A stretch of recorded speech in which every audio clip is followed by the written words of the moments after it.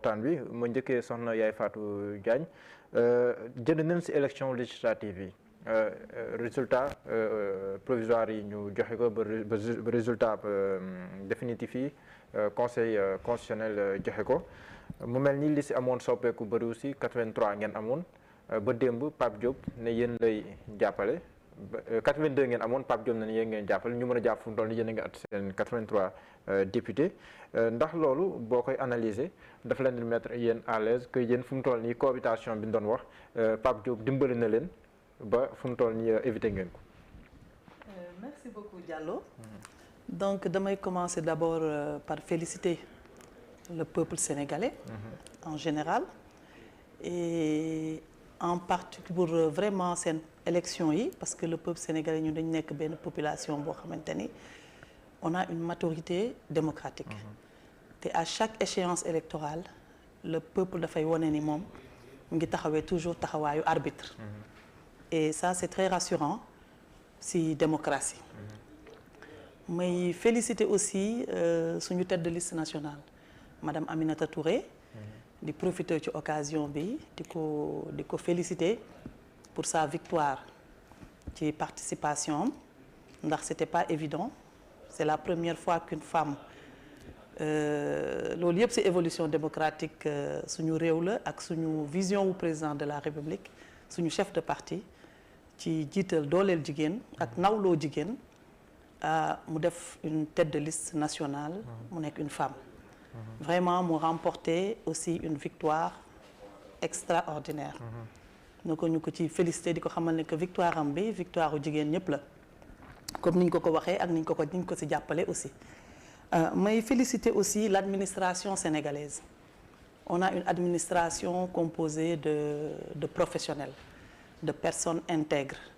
et de personnes qui savent faire leur travail qui sont aussi une gage dañ nekk benn gage de sécurité et de stabilité pour suñu réew ndax l'administration ak lu ñu leen mën a wax ils essaient tout simplement d'être des républicains d'être au service de l'administration j'en sais quelque chose parce que xam nga ni maire là damay jëflante ak ñoom donc je sais vraiment ni ñu taxawee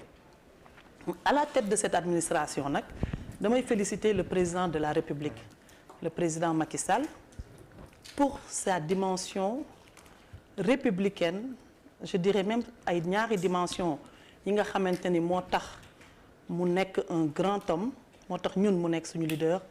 mooy dimension républicaine ak dimension démocrate parce que bu ngeen xoolee ci doxalinam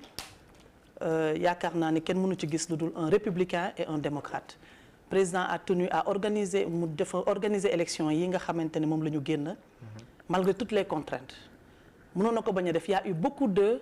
d'obstacles yi waroon mën a tax ñu bañ a dem élection moom ci côté am amoon na ay lay yu bari mais nekk républicain nekk démocrate liggéey pour démocrate sénégalais avancé moo tax mu organiser ces élections là vraiment mu nekk satisfaction ci ñun nag au niveau de Benno Bokk Yaakaar on est sorti vainqueur de ces élections parce qu'il y a eu pratiquement si je peux dire 3 grands pôles mooy le pôle de Benno Bokk Yaakaar le pôle de Wallu et le pôle de Yewwi et les 3 autres qui n'ont pas démérité. fu loon doo wax ñaar rek parce que Wallu Yewwi ñoom nee nañ benn lañu. non loolu moom amul bu ñu nekkoon benn dañuy def benn liste mais nekkuñu benn parce que pour la bonne et simple raison bu ñu doon déggoo dañuy déggoo avant élection yi def benn liste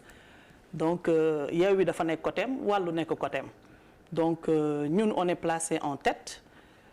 Yewwi nekk 2e Wallu nekk 3e et les autres ont suivi donc ñun on est largement majoritaire par rapport à l'élection maintenant élection nag bu amee ku ci nekk soo paree da ngay ñibbi sa kër dem defaruwaat élection moom élection la wan nañ leen ne on est majoritaire ñoo gagné donc maintenant lenn laa ci déplorer par rapport ak li nga wax léegi ne le président Pape Diop bi nga xamante ni que tout le monde le connaît on sait que c'est un homme quand même un homme d'État qui a eu à servir ce pays depuis son plus jeune âge qui a eu ses engagements politiques qui a conduit ce pays-là président Pape Diop du xale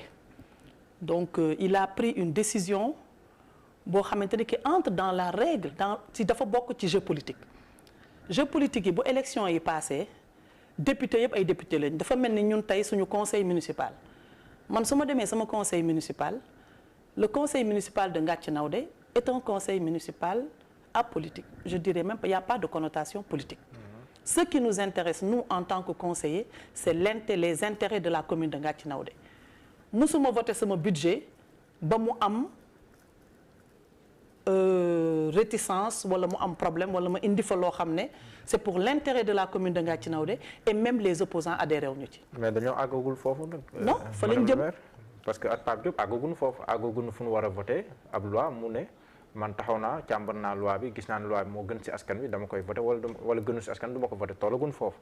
danoon nañ dem rek. xam nga Pape Diop li mu def. Pape Diop li mu def c'est pour tout simplement arrêter benn dynamique bu doon juddu parce que tey ji am na ñoo xam ne ñu ngi taxawoon ci dafa mel ni élection yi da nga doon gis ñun ñëpp on est dans les réseaux ñun ñëpp ñu ngi communiquer. on est dans l'interconnexion maintenant